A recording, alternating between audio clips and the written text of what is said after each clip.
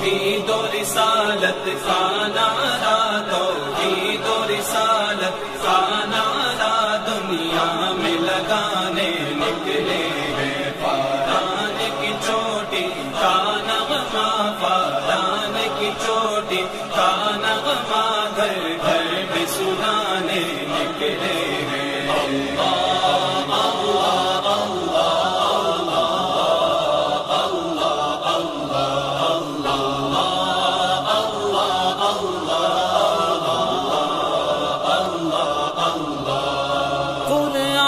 की दौलत सीनों में, सुन्नत का फरेरा हाथों में। कुरान की दौलत सीनों में, सुन्नत का फरेरा हाथों में। गुल्हा इस चमन नुमान को लेटर लिखने से जिम्मेदारी तो हमारी हुई है। चमन नुमान को लेटर लिखने का तो की बनता। और जो उन्होंने बात उस वक्त की, उस वक्त भी हमने उसको मना भी किया, उसको पसंद भी किया, अब भी करते हैं। आम किसी बंदे को इस किस्म की जुबान इस्तेमाल करना, अखलाक और हमारा दीन हरगिज़ इजाजत नहीं देता।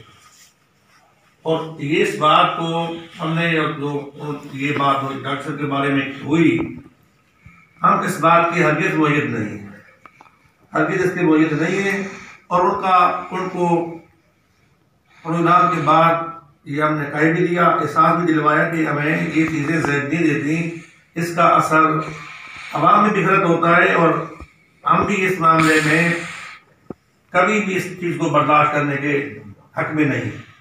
बाकी रहा मुनाजरा, उन्होंने मुनाजरे को चैलेंज किया तो हमने इसको ये समझा कि हम शायद इस्लाही मुज़ाकरे के अंदर तब्दील करके ये इन हजरात को यहाँ पे तशरीफ ले आएंगे तो क्या पता ये आपस में अपने अपने दलाइल दें और दलाइल के ऊपर ये इनके सामने आए और जिसके दलाइल कभी हों उसके मुताबिक फैसला हो जाए और मुश्तरका इलामी हो जाए। तो जो आपस में उलमा के दरमियान इख्तलाफात हैं वो दूर हो जाएं और हम सब एक होकर अहले सुन्नत के जो अकायद हैं उनका भरपूर दिफा कर सकें और उन पे अपनी आवाम को उनके अकायद पर जो है साबित रख सकें। मेरा मकसद सिर्फ इतना था।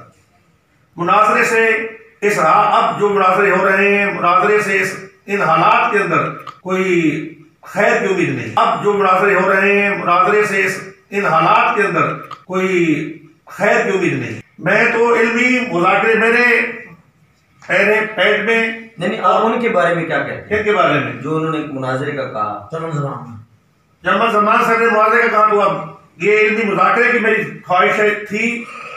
अगर मुनाजरे के लिए है तो वो मुनाजरे का इंतजाम आप भी करेंगे जहाँ भी चाहें।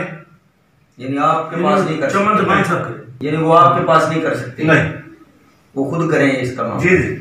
उजड़े हुए चमन ने अपनी किताब लिखी, ये उसके किताब लिखी है, जवाब दे ये क्यों नहीं? इस पर अभी 8 से 9 किताबें आ रही हैं। आखिर इल्मी मुज़ाकरा करना है तो कम से कम हमारे हुकूक शुबहात दूर करें पहले। तो मुझे बताइए ये फिर शरारत किसने की? 18 जनवरी से लेकर आज 30 जनवरी है, 30 जनवरी तक या 2 दिन पहले तक ये काम सारा चलता रहा। हालांकि होना ये चाहिए था, अगर आप नहीं करवाना चाहते थे राब्ता करते या कोई भी बात होती। अब जब 2 दिन रह गए तो आपने कहा कि यहाँ 4 शेड्यूल है, सारा कुछ है। इससे पहले एक मैंने वीडियो देखी, उस वीडियो में कहा गया कि हम सारे इंतजाम करेंगे, डॉक्टर साहब को कोई तकलीफ नहीं होगी, कोई प्रॉब्लम नहीं होगी। हम आज इसलिए आए हैं कि आपने जमानत दी थी, आज आप वीडियो क्लिप दें। अब हम इल्मी मुज़ाकरा करा के रहेंगे, जो कह रहे हैं मुनाजरा आप कराएं। आप जब क्या ये गिरफ्तारियां और क्या ये 4 शेड्यूल क्या ईमान से ज्यादा अजीज है? ईमान तो सबसे पहले है। आप क्यों डर गया? आप सामने आए, आप बात करें। आप इस बात की जो क्लिप दे रहे थे उनको बुलाएं, आप उन्हें बताएं, हाँ जी आप करें, सब बोलना है। आज आपने ये कर दिया, सब बुलाना हमारा काम, हम लेके आएंगे। आप हमें स्टाम्प दें, हम स्टाम्प लाए साथ, आप इस पर दस्त करें। डॉक्टर साहब को लाना हमारा काम है, हम जिम्मेदार हैं और हम जिम्मेदारी से यहाँ आप कोई भी स्टाम्प लेना चाहते हैं लेने, 2 दिन अभी बाकी है, हम ये करने के लिए आए। दूसरी बात, जो स्टेज पर गालियां दी गई हैं उन गालियों का आप रद्द करें। ये गलत हुआ, आपकी वजह से सारी फजा खराब हुई। आज अगर गालियां देनी होती तो हम भी गालियां दे लेते, हम क्यों आते आपके पास, मगर हमने मुनासिब नहीं समझा। हमने इतना लंबा सफर किया कि हम शाह साहब के पास जाते हैं कि ये जुल्म हुआ कि इतने लोगों के सामने डॉक्टर साहब को गालियां बकी गई और उसने बक बक की। ये सब जिसके चमचे हैं, वो इरफान शाह, वो खुद क्यों नहीं आता सामने? ये दूसरे जो है रियाज शाह, ये क्यों नहीं आते सामने? आप दिल बड़ा करें और इनको बुलाएं। इकबाल चिश्ती आए सामने, क्यों नहीं आते ये सामने? इनको बुलाएं सामने, ये आकर बात करें। इनमें दम नहीं, और वो बंदा जो अन्ना सबी करता रहता है, कभी उसको ले आते हैं। और जो हदीस से नहीं पढ़ सकता, मन शज़ा पढ़ता रहता है। जिसको हदीस ना पढ़नी आए, मन शज़ा, इब्तदाई तालिब इल्म इस हदीस को जानते हैं, आप उसकी काबिलियत तो देखें कि ये क्या बैठने वाला है, ऐसे बंदे के साथ बैठना। जब हमारे अकाबिर, हमारे उस्ताद, ये तो डॉक्टर साहब के शिगिर्द कर सकते थे मुनाज़रा इससे, ये क्यों भाग रहा है? जब मसला ही खत्म करना है तो डॉक्टर साहब के शिगिर्दों के साथ बैठ जाए, मसला खत्म हो जाए। हम देखते हैं क्या दलाइल देता है, हमारे सामने आए, बात करे। मगर ये तो कोई बात नहीं, ये तो तमाशा बनाया, और तमाशा भी ऐसा बनाया कि माज़अल्लाह इस लोधरा जिला लोधरा में बैठकर आपके आस्थाने पर, आपके जामिया में डॉक्टर साहब को गालियां दी गई।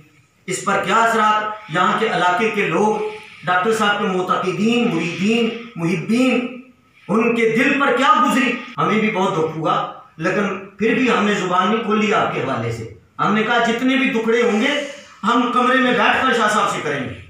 हम बाहर भी कर सकते थे, जिला में बैठकर कर सकते थे, जलसा भी कर सकते थे हम, सरे चौक सरे बाजार। जितनी गालियां किसको नहीं आती? गालियां हमें भी आती हैं, मगर फिर भी हमारी तरबियत नहीं, ना डॉक्टर साहब ने हमारी तरबियत की है ऐसी, ना हम ऐसा कर सकते हैं। ये आप हमारे बड़े जरूर हैं, मगर औलाद के शिकवे दुखड़े भी होते हैं। ये हमारे शिकवे भी हैं, ये हमारे दुखड़े भी हैं, ये हमारे जख्म है जिगर के, कि यकीन करें रोना आ रहा है इस बात पर। साहब, ये डॉक्टर साहब ने 25/6/2020 को ये वजीर आजम, chief of army staff, chief justice of Pakistan के नाम ये खुला खत लिखा। ये आप पढ़िएगा, ये देखिए कि डॉक्टर साहब ने कहा मुझे सुप्रीम कोर्ट में बुलाओ, मुझे हाई कोर्ट में बुलाओ, मुझे जहां मर्जी बुलाओ, मैं अपना मौकफ जो हमारे अकाबिरीन का है मैं वो देने को तैयार हूं। मैं अगर गुस्ताखी साबित हो जाए कि मैंने गुस्ताखी की है तो मेरा सर उतार दिया जाए, मैं खुद कहता हूं। ये देखें, ये लिखा हुआ है डॉक्टर साहब, ये 25, अब 2021 है, ये 25 जो है वो जून को, ये 6वां महीना है 2020 को ये खुला खत। ये तो काम वो नहीं करवा सके, हिम्मत थी तो वो ये आते। शाह साहब ये भी आप देखिएगा, आप बिल्कुल। दूसरा ये फतावा जात भी देखिएगा, इसमें जो दलाइल है वो भी देखिएगा। ये जो किताब उसके जवाब में लिखी है ये भी शाह साहब पढ़िएगा। आप फिर देखिएगा, दोनों तरफ दलाइल देखिए कि क्या है। ये किताब जो आई है शाह साहब ये भी देखिएगा।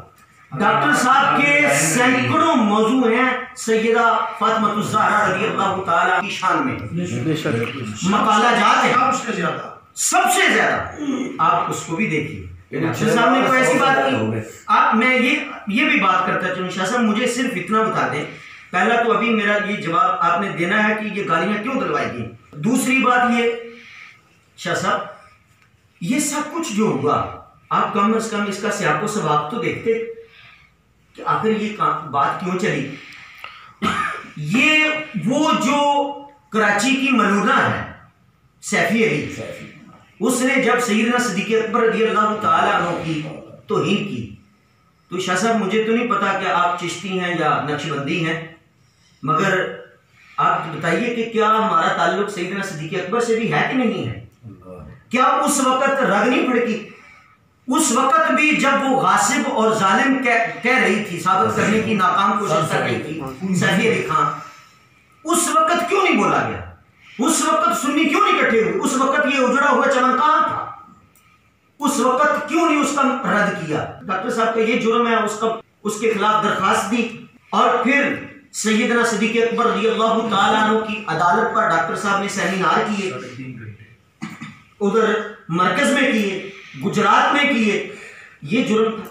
अगर आपका भी तो हक बनता था कि आप देखते सियाको सबाब क्या है। डॉक्टर साहब ने जो पीर मीर अली शाह साहब की किताब पेश की, वो अगर आपके पास है तो आप ले आए। हम बात करते हैं, हमारे मुफ्ती साहिबान बैठे हैं यहाँ, हम बात करते हैं कि उसमें क्या कुछ लिखा हुआ है।